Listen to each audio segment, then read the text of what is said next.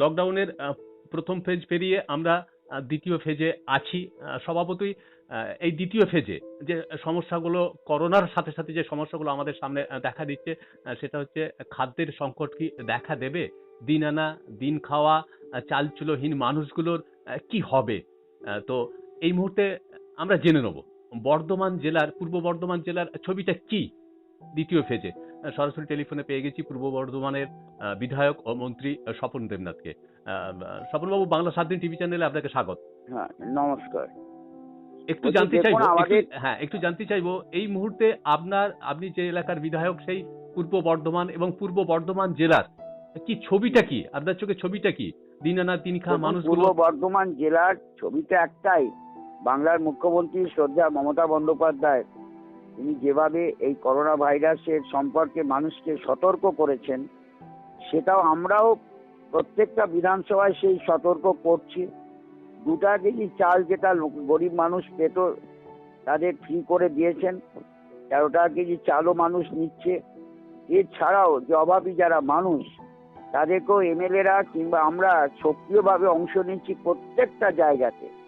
আর এখনো পর্যন্ত মুখ্যমন্ত্রী যেভাবে এগিয়েছেন মানুষকে সতর্ক করার জন্য বাজার হাট থেকে শুরু করে সব জায়গায় অনেক অনেক বড় বড় বাজারকে স্কুলের মাঠে নিয়ে গিয়ে, ক্লাবের কোনো বড় মাঠে নিয়ে গিয়ে তাদের বসিয়ে দেওয়া, পুলিশ যথেষ্ট সিভিক পুলিশ এবং পুলিশ তারা যেভাবে সক্রিয় আছেন আমার এখন, তাছাড়াও এই ফায়ার ব্রিগেডকে দিয়ে বাজার হয়ে যাওয়ার পর স্প্রে করে দেওয়া, সেগুলো মানুষকে সব মাস্ক দেওয়া কিংবা তাদের স্যানিটাইজার পৌঁছে দেওয়া, লাইফ বয় সাবান দেওয়া, সাধ্যমতো সব জায়গার চেষ্টা হচ্ছে। আর যেটা বলছেন আপনি খাদ্য ব্যাপারে 2 কেজি চাল ফ্রি, তাছাড়াও নিজেরাও সংগ্রহ করে এবং পঞ্চায়েতগুলো তারা সাধ্যমতো সব জায়গায় মানুষ যাতে অভুক্ত না থাকে তার চেষ্টা সব রকম করছে। সবটাই শ্রদ্ধা মমতা বন্দ্যোপাধ্যায়, বাংলার মুখ্যমন্ত্রী মমতাদির আগ্রহে এবং তার অনুপ্রেরণায় সবাই মিলে আমরা রাস্তায় নেমেছি। গতকাল আপনি নিজে ফায়ার ব্রিগেডের সাথে থেকে করেছেন, সেই খবর বাংলা 7 দিন টিভি চ্যানেলে সম্প্রচারিত হয়েছে। আপনি নিজে হাতে কাজ করছেন, কেমন লাগছে? আমি করছি তা বড় কথা না। দেখুন, এটা এই যে স্প্রেটা হচ্ছে ধরুন মাছের বাজারে কিংবা ইত্যাদিতে জনবহুল এলাকায় করে দেওয়া হচ্ছে বাজারের শেষে। তার কারণ আজকেও সমুদ্রগড় রেল বাজারে ছিল, কিন্তু ওই স্প্রেতে যে একটা ওষুধ লাগে সেটা জোগাড় করতে টাইম লাগলো। আমি ডিভিশনাল ম্যানেজার বর্ধমানে যিনি ডিভিশনাল অফিসার আছেন তিনি পাঠিয়েছেন, কিন্তু আজকে বাদে এক্ষুনি করার প্রতিদিনই আমরা কোথাও না কোথাও করছি। আর এই চাল যেটা দেয়া হচ্ছে, যারা ধরুন কেউ ব্যক্তিগত উদ্যোগেও দিচ্ছেন, যারা আমরা অ্যাপিল করেছি মুখ্যমন্ত্রীর ত্রাণ তহবিলে, যারা বিত্তবান সহৃদয় মানুষ, যারা চাকরিজীবী মানুষ, শিক্ষক কি অধ্যাপক কি ডাক্তার কি ইঞ্জিনিয়ার, সবাই কিন্তু মুখ্যমন্ত্রী তাকে সাড়া দিয়ে তারা করছেন এবং নিজের নিজের জায়গায়। আমি যেমন বলতে পারি, আমি সব জায়গায় একটা আপিলই রেখেছি, ঈশ্বর আল্লাহ তো আপনাদের অনেক দিয়েছেন। আপনার বাড়ির 5 জনের রান্না করতেন, সেই রান্না যদি 10 জনের কটা দিনের জন্য করেন, 10 দিনের খাবারটা বাড়িতে পৌঁছে দিন না, প্যাকেট করে বাড়িতে দিন। অনেকে চাল ডাল দিচ্ছে, তো দিচ্ছে না তা তো নয়, দিচ্ছে তো, অনেকেই দিচ্ছে, অনেক ক্লাবও এগিয়ে এসছে করছে। মুখ্যমন্ত্রী তাকে কিন্তু সবাই সাড়া দিয়েছেন, এইটুকু বলতে পারি। পূর্ব বর্ধমান জেলাকে স্বাভাবিক রাখার জন্যও আমরা, যেমন আগামীকালে আমাদের ওখানকার একটা বোধহয় বর্ধমান কার্জন গেটে বাদামতলায় প্যাকেট করা খাবার করবে, বাড়ি বাড়ি পৌঁছে দেয়, কিন্তু প্রত্যেককেই বলেছি বাড়িতে পৌঁছে দিতে হবে, ভিড় করে নয়, লঙ্গরখানা খুলে নয়। আমাদের এখানেও অনেক আছে যারা এসব করেন, তাদেরকে আবেদন করেছি স্বাভাবিকভাবেই। একদিকে করোনা ভাইরাসের সম্পর্কে সতর্ক করা, গ্রামের মানুষকে ক্ষেতমজুর যেগুলো উল্লেখ করলেন আদিবাসী পাড়াতে তাদেরকে বোঝানো, সেই সঙ্গে তাদের খাদ্যাভাব যদি দেখা না দেয়, এখনো পর্যন্ত সেই রকম নয়, চেষ্টা করা হয়েছে সব রকম ভাবে, এইটুকু বলতে পারি। সৌরভ, একটু জানতে চাইবো, গতকাল খাদ্যমন্ত্রী জ্যোতিপ্রিয় মল্লিক বাংলা 7 দিন টিভি চ্যানেলে সাক্ষাৎকারে উনি জানিয়েছেন যে খাদ্য সংকটের কোনো আশঙ্কা নেই, আগামী আগস্ট মাস পর্যন্ত বাংলার খাদ্যের ভান্ডারে মজুদ আছে। না, ঠিকই আছে। খাদ্যমন্ত্রী জ্যোতিপ্রিয় মল্লিক তো সঠিকই বলেছেন। তার কারণে আমি তো বর্ধমান জেলার মানুষ, বর্ধমানের সমস্ত রাইস মিলগুলোকে তো খোলা হয়েছে এবং বর্ধমানের চাল তো সারা পশ্চিমবঙ্গে সরবরাহ করা হয়, সেদিক থেকে অসুবিধে নেই। আছে, চেষ্টা হচ্ছে। দেখুন আপনিও তার মধ্যে একজন শরিক, আপনারাও শরিক। আমরা যদি সবাই মিলে চেষ্টা করি, আমার মনে হয় এই সংকট থেকে বাঁচতে পারবো। আমরা না খেতে মারা যাব না। অবশ্যই অবশ্যই অবশ্যই সমর বাবু। ভাইরাসের হ্যাঁ একটু জানতে চাইবো যে আপনার অনেক গুরু দায়িত্ব, সাধারণ মানুষ আমাদের যেমন প্রত্যেকেরই দায়িত্ব, পাশাপাশি আপনারা যারা জনপ্রতিনিধি আছেন তাদের গুরু দায়িত্ব আরো অনেক বেশি। আপনি একাধারে হ্যাঁ। বিধায়ক, একাধারে পূর্ব বর্ধমান জেলার জেলা সভাপতি, তৃণমূল কংগ্রেসের জেলা সভাপতি আপনার অনেক গুরু দায়িত্ব।